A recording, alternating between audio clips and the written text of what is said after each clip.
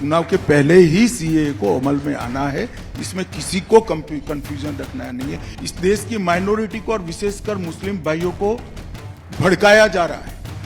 देश में किसी की भी नागरिकता सीएए छीन ही नहीं सकता, क्योंकि कानून में प्रोविजन ही नहीं है। सीएए जो शरणार्थी आए हैं पाकिस्तान और बांग्लादेश से धार्मिक प्रताड़ना के कारण, उनको नागरिकता देने का कानून है और मैं मानता हूं इसमें किसी का विरोध नहीं है।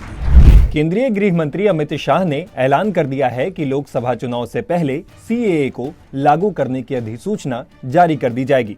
ऐसे में इस कानून को लेकर फिर से चर्चा होने लगी है।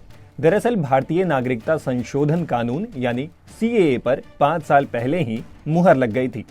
हालांकि ये अब तक लागू नहीं हो पाया है। सीएए को लेकर पूरे देश में बड़े स्तर पर विरोध प्रदर्शन भी हुए थे।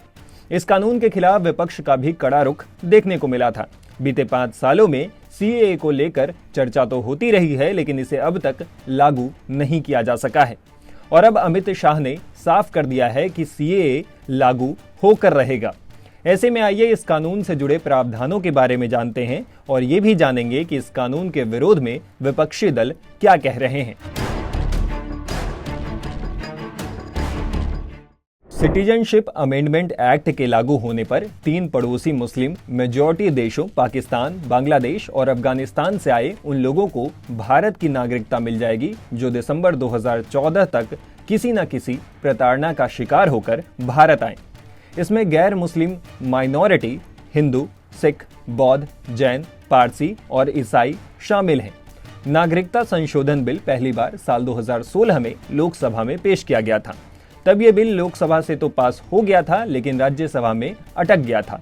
बाद में इसे संसदीय समिति के पास भेजा गया और फिर साल 2019 का चुनाव आ गया। फिर से मोदी सरकार बनी। दिसंबर 2019 में इसे लोकसभा में दोबारा पेश किया गया। इस बार ये बिल लोकसभा और राज्यसभा दोनों जगहों से पास हो गया। फिर 10 जनवरी 2020 को राष्ट्रपति की मंजूरी मिल गई थी, लेकिन उस समय कोरोना के कारण इसमें देरी हुई और अब तक ये लागू नहीं हो पाया है।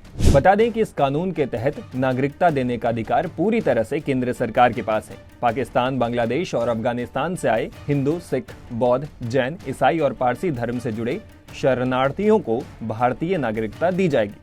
जो लोग 31 दिसंबर 2014 से पहले आकर भारत में बस गए थे, उन्हें ही नागरिकता मिलेगी।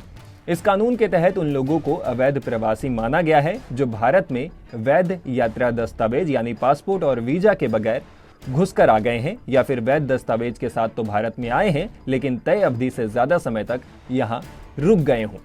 हालांकि इस कानून का विपक्ष जमकर विरोध कर रहा है। विपक्ष का कहना है कि इस कानून के जरिए खास तौर पर मुस्लिम समुदाय को निशाना बनाया जा रहा है। वे जानबूझकर अवैध घोषित किए जा सकते हैं। वहीं बिना वैध दस्तावेजों के भी बाकियों को जगह मिल सकती है। विपक्ष का तर्क है कि ये संविधान के अनुच्छेद 14 का उल्लंघन है, जो समानता के अधिकार की बात करता है। हालांकि अमित शाह ने इसका भी जवाब दिया है।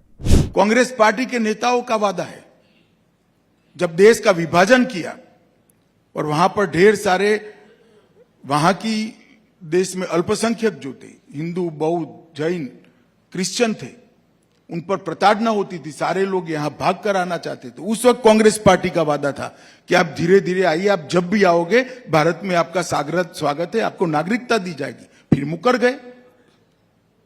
और मैं आज स्पष्ट करना चाहता हूं, सीएए किसी की भी नागरिकता लेने का कानून नहीं है, छीनने का कानून नहीं है।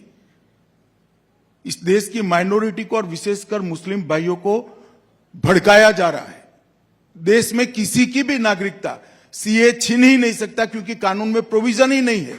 सीएए जो शरणार्थी आए हैं पाकिस्तान और बांग्लादेश से धार्मिक प्रताड़ना के कारण, उनको नागरिकता देने का कानून है और मैं मानता हूं इसमें किसी का विरोध नहीं होना चाहिए। बता दें कि कानूनन भारत की नागरिकता के लिए कम से कम 11 साल तक देश में रहना जरूरी है, लेकिन नागरिकता संशोधन कानून में इन अफगानिस्तान, पाकिस्तान, बांग्लादेश के गैर मुसलमानों को 11 साल की बजाय 6 साल रहने पर ही नागरिकता दे दी जाएगी। बाकी दूसरे देशों के लोगों को 11 साल का वक्त भारत में गुजारना होगा, भले ही फिर वो किसी भी धर्म के हों। इस वीडियो पे आप अपनी राय हमें कमेंट बॉक्स में लिखकर बता सकते हैं। इस तरह के और भी इन्फॉर्मेटिव वीडियोस को देखने के लिए हमारे चैनल टाइम्स नाउ भारत को सब्सक्राइब कर लें और अगर आप ये वीडियो फेसबुक या ट्विटर पे देख रहे हो तो हमारे पेजेस को लाइक कर लें, फॉलो कर लें। शुक्रिया।